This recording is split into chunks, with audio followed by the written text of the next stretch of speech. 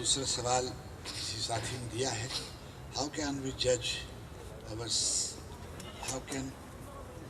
our set of priorities؟ Priority کو جج نہیں کرنا پڑتا، دو تین طریقے ہیں.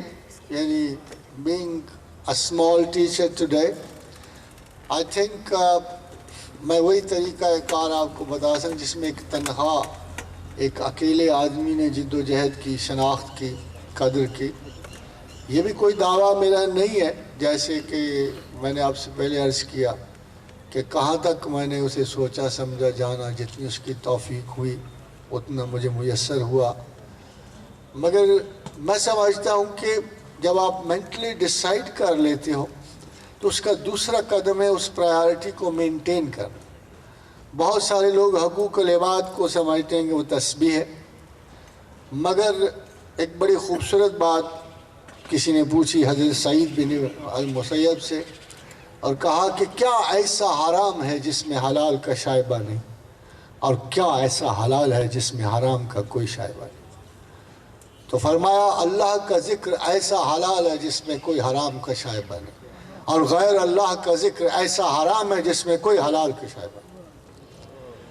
تو اگر آپ اللہ کو چاہتے ہو اور اس کی پرائیورٹی مینٹین کرنا چاہتے ہو، صبح کھاتے ہو، شام کھاتے ہو، پانی پیتے ہو، تمام تعلقات قائم ہیں، تو کم از کم اللہ کو یہ تو کہہ دو کہ گو میں رہا رہی نے ستم ہائے روزگار، لیکن تیرے خیال سے غافل نہیں رہا. اور اس خیال کی غفلت کو دور کرنا کم از کم منیمل بیسس پہ. ام المومنین عائشہ صدیقہ رضی اللہ تعالی عنہ کی حدیث سے پوچھا گیا کہ یا اللہ کے رسول کو سب سے اچھا کام کون سا لگتا تھا؟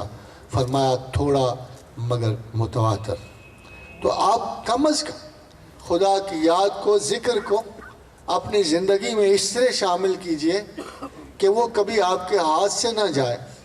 جب آپ سے جائے گا، جب آپ اللہ کو یاد کرتے ہوئے سے بھولے گو، تو خدا ضرور پوچھے گا کہ آج کون سا کام مجھ سے زیادہ تمہیں امپورٹنٹ لگا کہ آج تم میرا ذکر بھول گئے.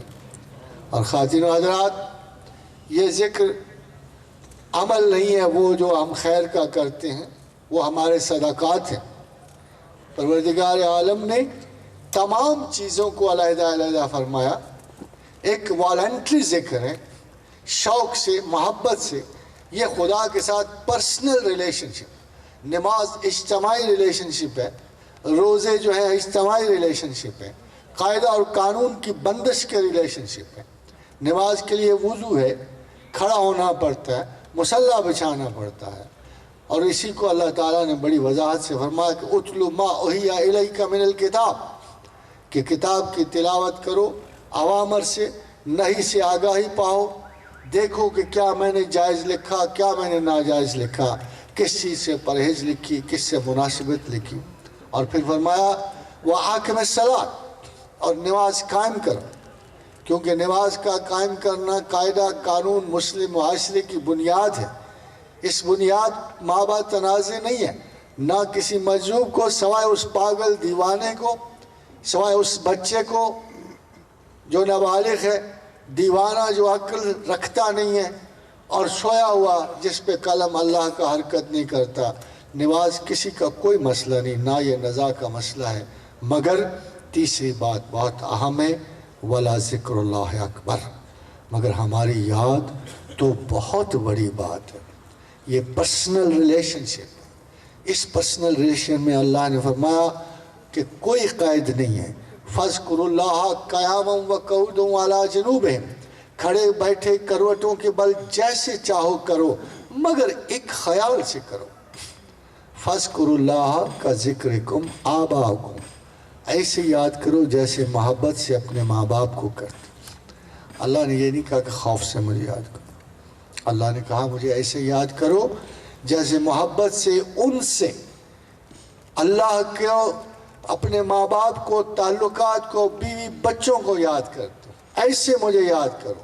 او اشد ذکر، ذرا زیادہ کرو، تاکہ مجھے پتہ لگے کہ تم اپنے ماں باپ سب سے بڑھ کر مجھ سے پیار اور انس رکھتے ہو. لن تنالوا البر حتی تنفقوا مما تحبون. اے بندگان خدا، اے میرے عزیز ترین رسول کے امتیوں، مجھے تم سے بڑا انس ہے، مگر یہ یاد رکھنا کہ تم مجھے پا نہیں سکتے، میری برات حاصل نہیں کر سکتے جب تک کہ اپنی تمام محبتوں سے بڑھ کر مجھ سے محبت نہ کرو۔ اللہ تعالیٰ آپ کو توفیق دے۔ ذکر و اذکار کی اتنا یاد رکھیے کہ لوگ بہت غلط فہمی پیدا کرتے ہیں معانی میں۔ اہل علم نے اور اہل کتاب نے اس میں بڑی غلو برتا ہوا ہے۔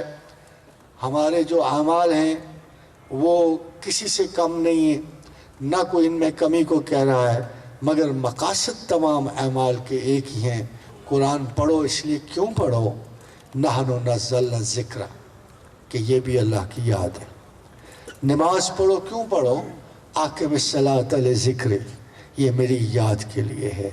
وہاں زبردستی کی یاد ہے، اور یہ یاد والنٹری، اختیاری، محبتانہ اور پرخلوص ہے۔